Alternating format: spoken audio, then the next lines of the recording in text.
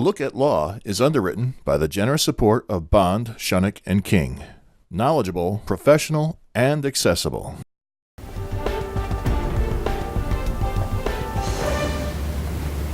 Welcome back, everyone. Yes, we're on location. We're at Bond, Schoeneck, and King with Mike Billok. And really, I want to thank you for your involvement in this series. I get a lot of calls on the topics that Michael and I and his associates are covering. But we decided to go on location, Michael. It is August, by the way, so it is good to get out once in a while. August in Saratoga. Well, thank you for inviting us over. Thank you for coming. The reason we wanted to talk this time has to do with the State Senate, the Assembly, and Governor signed about 2 years ago the Family Leave Act.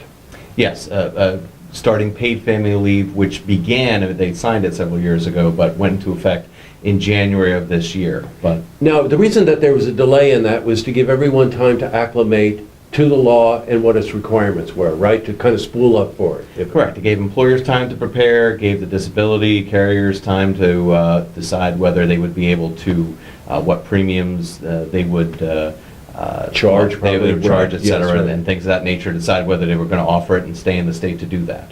Right. A lot of details, by the way, to make certain that this works for everybody, employees and employers. Correct. We spotted something.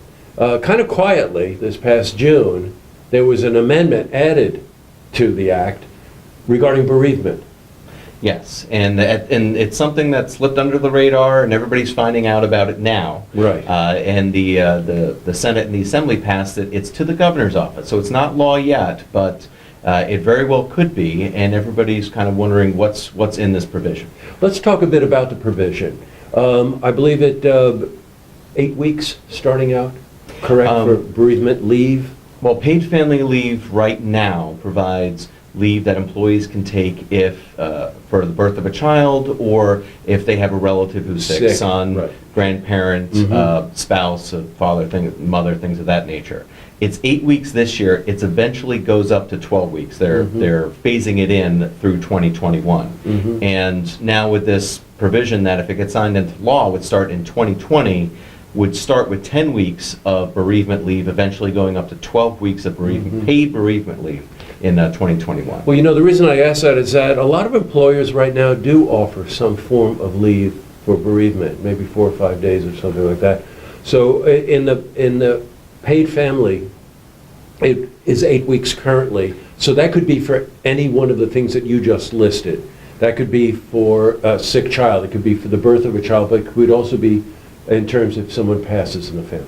Right? Correct. And paid family leave is very comprehensive. It applies for grandchildren and grandparents to take care of a sick one. So for bereavement leave, when that goes into effect, somebody could conceivably take 12 weeks of paid leave for the passing of a grandparent, which is a lot of, frankly, a lot of paid time, and a lot of employers are concerned about the effect on their workforce. I'm sure. Who funds it now? How is it funded? So it was designed to be funded by employees. The state sets the maximum amount of what that premium is, and the employer's allowed to deduct that from employees' paychecks. Right now, the maximum is about $85 a year.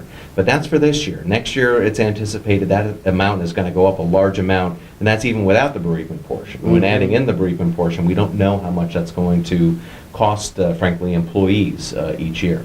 Boy, that's going to cause some apprehension, right? Absolutely. I mean, because nobody really knows.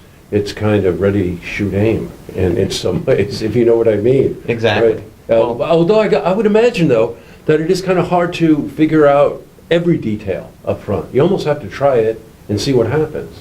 Well, true enough, and some business groups last week, the Capital Region Chamber of Business Council, National Federation of Independent Businesses, and a lot of different county chambers sent a letter to the governor's office saying, let's wait and see. We've only had this paid family leave for about 6 months now, or a little bit more than that, and let's see what the effect of just this is and how this is running, how much this is costing per year or two before putting in paid bereavement leave. And as you mentioned before, this is not something where there's a huge outcry for this, because most employers already provide it. Yes, right. I've got it. If you're an employer, there would be a couple of things to be concerned about, right?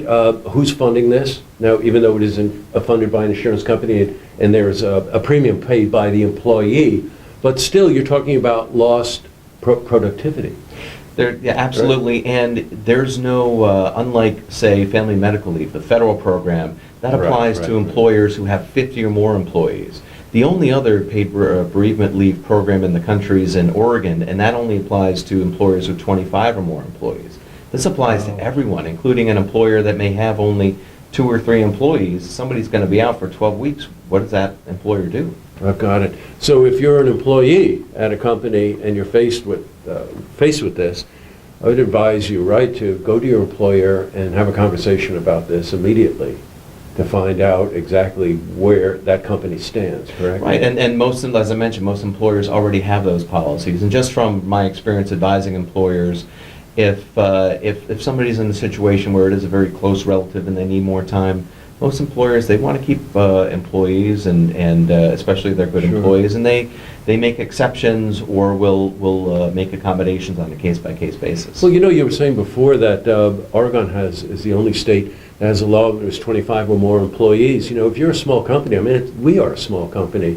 We all know each other. We all care about each other. The chances are that we would have each other's back. Absolutely. You know what I mean? So an employer would just naturally gravitate to wanting to help that employee get through a difficult time. Now, if you're an employer, what should you do? If you're an employer, I mean, you shouldn't, and you want to make your voice heard, go ahead and make your voice heard with the governor's office. The governor's office hasn't signaled which way they're going with this yet. They have until the end of the year to either sign or veto this legislation. I've got it. All right. So you know what to do. If you're an employee, go to your employer and talk about this. If you're an employer, contact the governor's office. The governor has not signed this into law yet and could very well affect any number of aspects of your business. Correct? Absolutely. Well, great, Michael. Thank you very much, as usual.